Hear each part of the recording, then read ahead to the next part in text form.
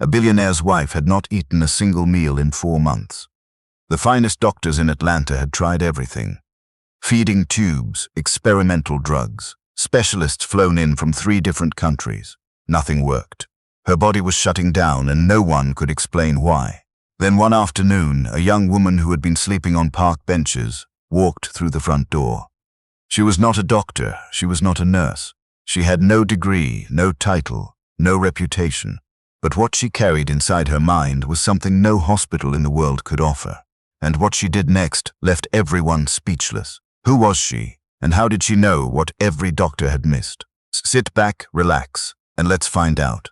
The Whitfield mansion sat on a quiet hill just outside of Atlanta, Georgia. It was the kind of house that made people slow their cars just to look at it. Tall white columns, a circular driveway lined with magnolia trees, windows so wide they caught the sunset like mirrors. Inside, the house had always been filled with warmth, laughter during holidays, music from the kitchen on Sunday mornings, friends and neighbors stopping by without needing to call first. But lately, the house had gone silent. Nolan Whitfield was a man most people in Atlanta knew by name. He had built one of the largest construction companies in the Southeast. His projects shaped the skyline. Office towers, shopping centers, hospital wings. He was respected. He was admired. And for 31 years, he had shared his life with his wife, Renata. Renata was the kind of woman who remembered everyone's birthday. She brought soup to neighbors when they were sick. She volunteered at the church kitchen every Saturday. She had soft eyes, a warm voice, and a laugh that made people feel safe. But now, Renata was lying in their bedroom upstairs, and she had not laughed in months. It had started slowly. One evening at dinner, Renata pushed her plate away. She told Nolan she wasn't hungry. He didn't think much of it. The next day, the same thing happened. Then the day after that, within 2 weeks, Renata could barely swallow water without gagging. Food made her nauseous. Even the smell of cooking sent her running from the room. At first, the doctors said it was stress. Then they said it was her stomach, then her nerves, then her brain. Every week brought a new theory, a new test, a new scan. But nothing came back abnormal. The blood work looked fine. The imaging was clean. Her organs appeared healthy. Yet Renata's body was refusing to accept food. She lost weight quickly. Her cheekbones became sharp. Her arms grew thin. The woman who once stood tall and full of energy now lay curled on her side, barely strong enough to lift her head from the pillow. One afternoon, Nolan sat beside her bed. He held her hand. It felt light like paper. Renata opened her eyes slowly. "I'm tired." He leaned closer. "I know, baby, but you gotta hold on." She tried to smile, but even that seemed to take too much effort. Her eyes closed again. Nolan walked out of the room and stood in the hallway. He pressed his back against the wall and covered his face with both hands. For the first time in years, Nolan Whitfield did not know what to do. Their family doctor, Dr. Ambrose, came by later that evening. He sat with Nolan in the study downstairs. The room was dim. A glass of untouched whiskey sat on the desk. "I won't sugarcoat it, Nolan," Dr. Ambrose said. "We've consulted with 7 specialists. Nobody can identify the root cause." Nolan stared at the floor. "So what are you telling me?" "I'm saying that continuing hospital visits may not be the best approach right now. She's fragile. The trips exhaust her. It might be better for her to rest here at home where she's comfortable. You're asking me to bring her home and just wait." Dr. Ambrose paused. "I'm asking you to let her body find peace. Sometimes healing starts in a familiar place." Nolan said nothing for a long time. Then he spoke quietly. "She's the strongest person I know, and I'm watching her disappear." Dr. Ambrose stood up. "I'll come by every other day to check on her. We won't stop trying." After the doctor left, Nolan walked back upstairs. He stood in the doorway of their bedroom and watched Renata sleep. Her breathing was shallow. The blanket barely moved. He made a quiet promise in his heart. He would not give up on her, not ever. But the days kept passing and nothing changed. Meanwhile, more than 700 miles away, in a small town called Mound Bayou, Mississippi, a young woman named Thandiwe sat on the steps of a tiny house that no longer belonged to her. The eviction notice had come 3 days ago. The landlord had been patient for months, but the rent was too far behind. Thandiwe had packed what she could into 2 plastic bags, a few clothes, a Bible, a small notebook with a cracked leather cover. That notebook was the most important thing she owned. Thandiwe was 26 years old. She had been raised by her grandmother, Mama Essie, in that same town. Mama Essie was known across 3 counties. People drove hours to see her, not because she was a doctor, not because she had a clinic, but because Mama Essie knew plants the way most people knew their own children. She could walk through a field and point to a weed that nobody else would look twice at and say, "That right there will calm a stomach that hasn't rested in weeks." She would pull roots from the edge of creek beds and dry them in the sun. She made teas, pastes, compresses, and people got better. Not always, but often enough that her name carried weight. Thandiwe had grown up watching her. As a child, she followed Mama Essie through the woods behind the house, carrying a small basket. "Why do we boil that one but not the other one?" Thandiwe would ask. Mama Essie would smile. "Because that one gives its gift slowly. You rush it, you lose it." "How do you know all this?" Thandiwe once asked. Mama Essie stopped walking and looked at her granddaughter. "My mother taught me, and her mother taught her. This knowledge didn't come from a book, baby. It came from paying attention." Thandiwe remembered every lesson. She wrote them all down in that cracked leather notebook, page after page, which root for fever, which bark for swelling, which leaf, crushed and mixed with honey, could help a person eat again when their body had forgotten how. But 2 years ago, Mama Essie passed away. It happened on a Tuesday morning, quiet, peaceful. She was sitting in her chair on the porch, eyes closed, hands folded. Thandiwe found her like that when she came home from the grocery store. She called her name once, then again. Then she knew. After the funeral, life in Mount Bayou became impossible. There was no income. The jobs in town were scarce. Thandiwe worked at a gas station for a while, then at a laundromat, but neither paid enough. The bills piled up, the house slipped away, and now here she was, sitting on the steps with 2 plastic bags, watching the sun go down. Her phone buzzed. It was a text from her old friend Claudette. They had grown up together in town before Claudette moved to Atlanta years ago. The message was short. "Hey T, haven't heard from you in a while. You okay?" Thandiwe stared at the screen for a long moment. Then she typed back the truth. "No, I lost the house. I don't know what to do." The phone rang almost immediately. "Thandiwe, listen to me," Claudette said. "Get on a bus and come to Atlanta. You can stay with me until you figure things out." "Claudette, I can't just show up at your door." "Yes, you can. I've got a couch and I've got food." "That's enough. You're not staying out there with nowhere to go." Thandiwe closed her eyes. The pride in her chest fought with the emptiness in her stomach. But she knew the truth.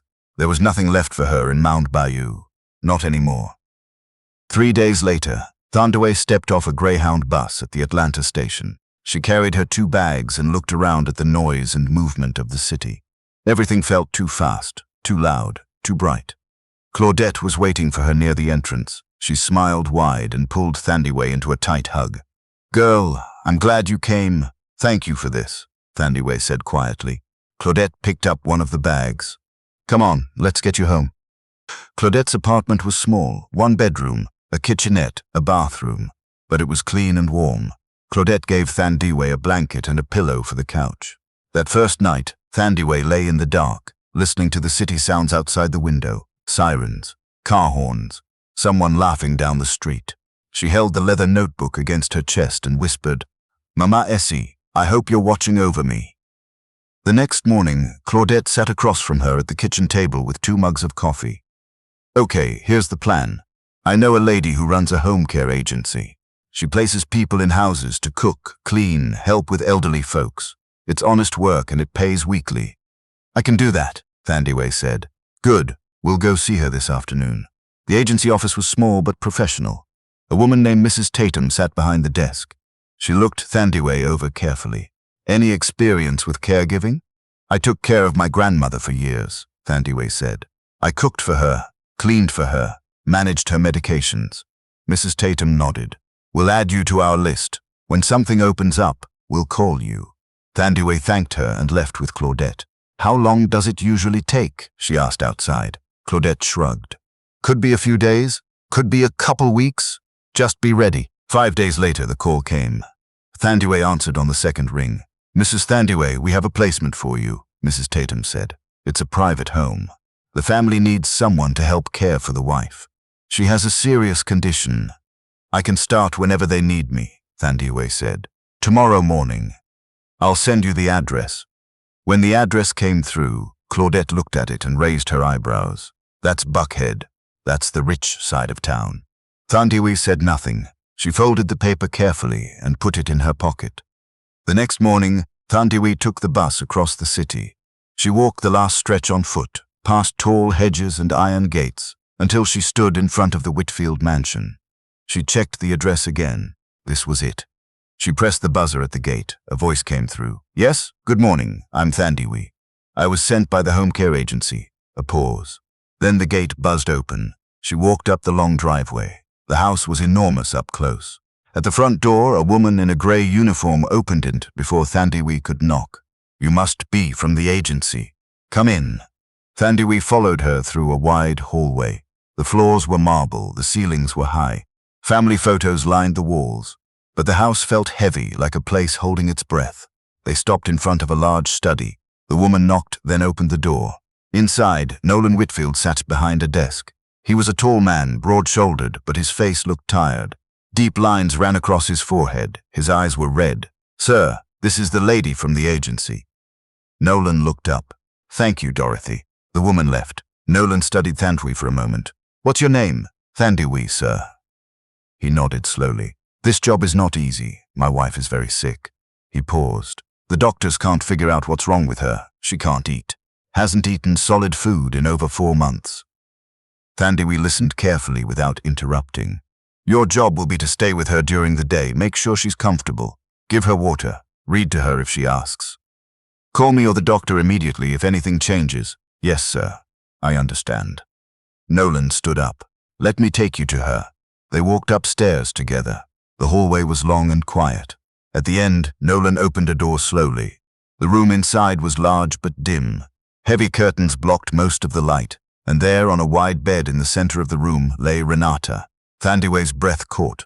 She had expected a sick woman, but this was different.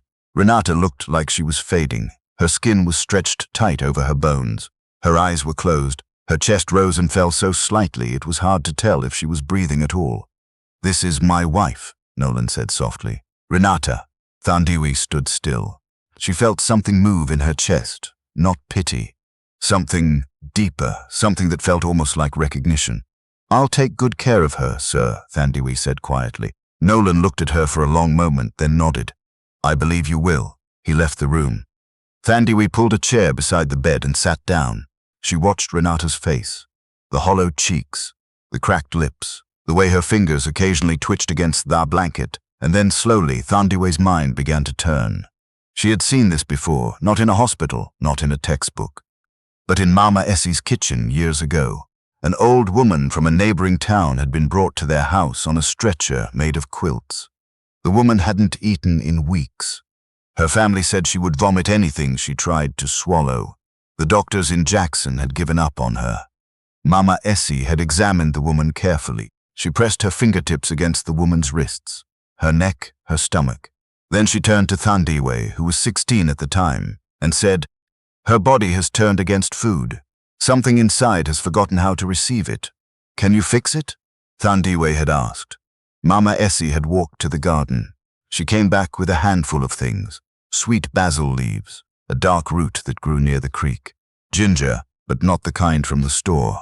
Wild ginger, the kind that smelled sharp and earthy. She boiled them together slowly, adding honey at the end.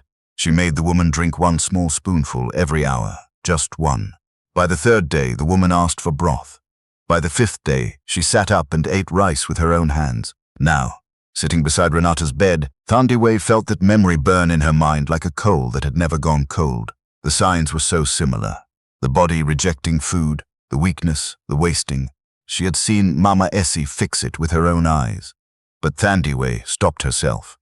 She was a housekeeper. She had been here for less than an hour. She could not walk up to a billionaire and say, I think I know what's wrong with your wife. My grandmother used to heal people with plants. They would think she was crazy. Or worse, they would fire her. So she said nothing. She kept working. Every day she came early. She adjusted Renata's pillows. She wiped her forehead with a cool cloth. She read to her from a book of poems she found on the nightstand. Sometimes Renata opened her eyes and looked at Thandiwe, and Thandiwe would say, "Good morning, Mrs. Whitfield. I'm right here." Renata could barely speak, but sometimes she would mouth the words, "Thank you." Days passed. Thandiwe watched.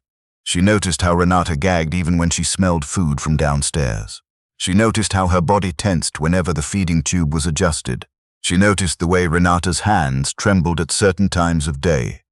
Every sign matched, every single one. One evening, Nolan came home from the office earlier than usual. Thandiwe was still in the bedroom, folding a blanket. He stood in the doorway. "How was she today?" "She was resting most of the day, sir. She drank a little water around noon." Nolan nodded. Then he turned to leave. "Mr. Whitfield," he stopped. "Yes?" Thandiwe's heart was pounding, but she kept her voice steady. "Sir, I want to say something, and I understand if it sounds strange." Nolan turned back to face her fully. His expression was tired but open. "I grew up with my grandmother in Mississippi. She was a healer. She used herbs and roots. People came to her from all over." Thandiwe took a breath.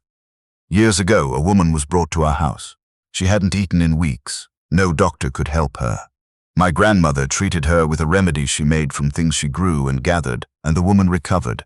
The room went very quiet. "Why are you telling me this?" Nolan asked. "Because the signs are the same, sir.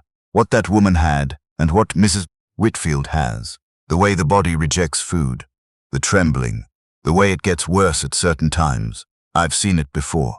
Nolan stared at her. His jaw tightened. For a moment, Thandiwe thought he was going to tell her to leave. But he didn't. He asked one question. "And the woman your grandmother treated, she really got better?" "Yes, sir. She walked out of our house on her own 2 feet." Nolan looked at Renata on the bed, then back at Thandiwe. His voice dropped. "Do you know how to make it? The remedy?" "I wrote down everything my grandmother taught me," Thandiwe said. "Every ingredient, every step. I have it in a notebook." Nolan was quiet for a long time. Then he said, "I need to think about this." He walked out of the room. That night, Nolan sat alone in his study. The same desk, the same glass of untouched whiskey. His mind was at war. On one side there was logic, science, medicine, everything he had believed in his whole life. On the other side, there was a young housekeeper who said her grandmother could cure what the best hospitals in the country could not. It sounded impossible, but then again, so did watching his wife starve to death while doctors shrugged. He picked up his phone and called Dr. Ambrose. He told him everything Thandiwe had said. The doctor was skeptical. "Nolan, I understand the desperation, but herbal remedies without clinical evidence can be dangerous." "More dangerous than doing nothing?" Nolan said. Silence on the line. 3 days, Nolan said. "I'm giving her 3 days to try." The next morning, Nolan called Thandiwe into the study. "Tell me what you need." Thandiwe opened the cracked leather notebook.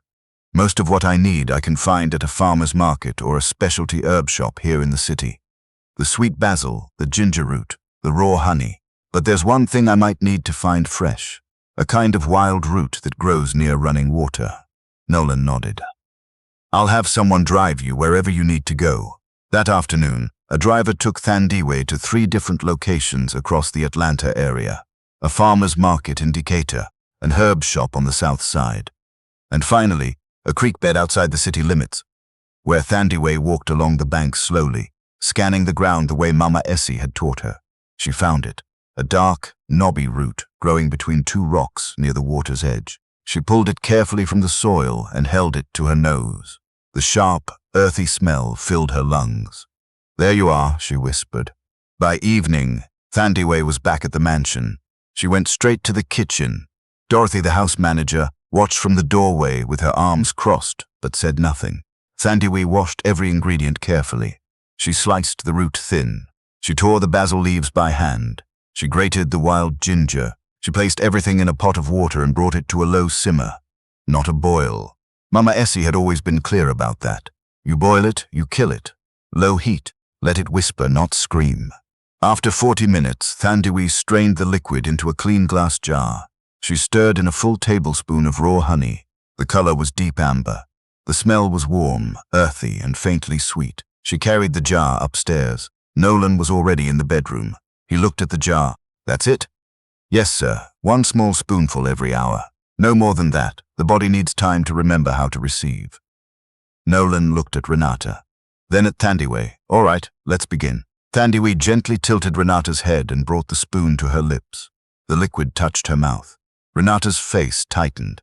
Her body tensed. But she didn't gag. She swallowed. They waited 1 hour. Then another spoonful. Renata swallowed again. No vomiting, no gagging. The first day passed. Nothing dramatic happened. Renata slept through most of it. Dr. Ambrose came by in the evening and examined her. No improvement, he said flatly. And no harm either. But I'd urge caution. Nolan nodded but said nothing. The second day was the same. Spoonful every hour.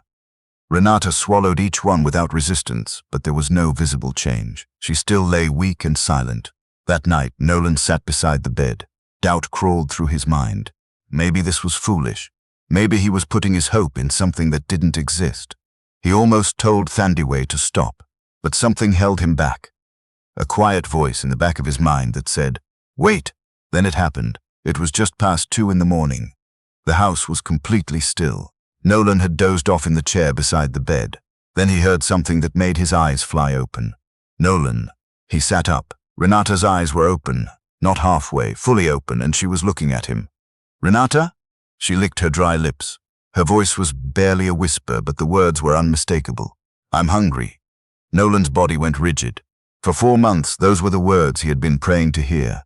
His hands shook, his vision blurred with tears. He stood up so fast, the chair nearly fell. "What do you want?" "Anything. I'll make it myself." Renata gave the faintest hint of a smile. "Broth. Something warm." Nolan ran to the kitchen. At 2 in the morning, in his pajamas, this man who ran a company worth hundreds of millions of dollars heated up a pot of chicken broth with trembling hands. He poured it into a small bowl and carried it upstairs like it was the most important thing he had ever held. Renata took the first sip, then another. She drank the entire bowl, and she kept it down. Nolan wept. He sat on the edge of the bed and wept like he hadn't wept since he was a child. When Thandiwe arrived the next morning, Nolan met her at the front door. His eyes were swollen, but he was smiling. "She ate. She ate last night." Thandiwe's face broke into a quiet, deep smile. "Then we keep going." And they did. Every day the remedy. Every day a little more. On the 4th day, Renata sat up in bed on her own. On the 6th day, she asked for solid food. Rice, soft bread, scrambled eggs. On the 8th day, she stood beside the bed, leaning on Nolan's arm. Her legs were weak, but they held. 2 weeks later, Renata walked down the stairs. Dorothy saw her first. She dropped the dish towel in her hand and covered her mouth. "Mrs. Whitfield." "Oh, my lord." Renata smiled. "Good morning, Dorothy." Nolan stood at the bottom of the stairs, watching his wife descend step by step. His eyes never left her. When she reached the bottom, he pulled her into his arms and held her so tightly that neither of them could speak. Dr. Ambrose came that afternoon. He examined Renata thoroughly. Her vitals were improving. Her weight was slowly returning. Her color was better. He shook his head in disbelief. "I have no medical explanation for this," he said. He turned to Thandiwe, who stood quietly in the corner. "Young lady, what exactly was in that remedy?" Thandiwe described every ingredient. The doctor listened closely, writing it all down. When she finished, he looked at her for a long moment. "I've been practicing medicine for 23 years, and I've never seen anything like this. My grandmother always said the earth gives us what we need," Thandiwe said. "We just have to know where to look." Weeks turned into a month. Renata grew stronger every day. She started cooking again. She went back to the church kitchen on Saturdays. She laughed, that big warm laugh that filled the whole house. One evening, Nolan and Renata invited Thandiwe to eat dinner with them. Not in the kitchen, at the dining room table. The long mahogany table where the Whitfields hosted governors and business leaders. "Sit," Renata said warmly. "Please." They ate together. Roast chicken, collard greens, cornbread. It was the first full meal the three of them shared, and the table felt right. After dinner, Nolan set down his fork and looked at Thandiwe. "Tell us something. If you could do anything with your life, what would it be?" Thandiwe didn't hesitate. "I'd go to school. I'd study pharmacology or botanical medicine. I want to understand the science behind what my grandmother knew, and then I want to open a clinic. Somewhere in the Delta.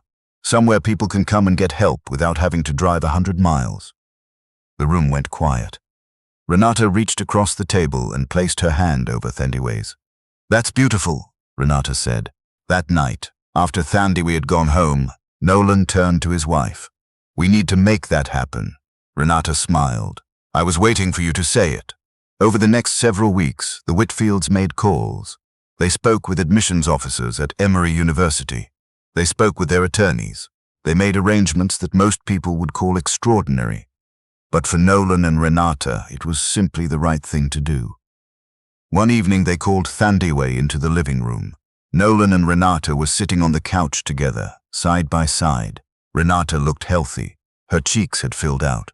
Her eyes were bright. Nolan said, "We have something to tell you."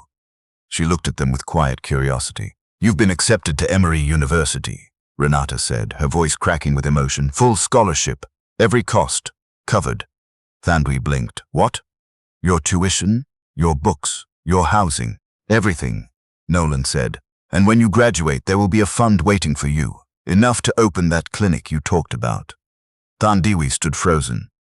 Her mouth opened, but no words came out. Tears spilled down her cheeks before she could stop them.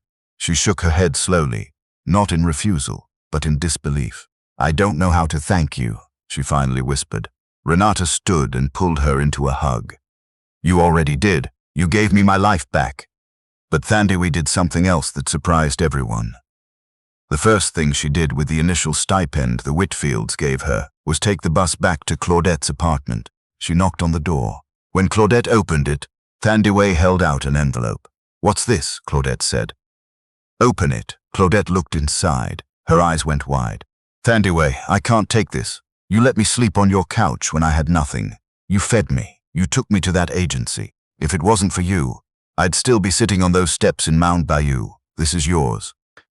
Claudette pulled her into a hug so tight that both of them laughed and cried at the same time. "I'm so proud of you," Claudette said through her tears. "Mama Essie would be so proud." Thandiwe nodded. "I know she would." Months passed.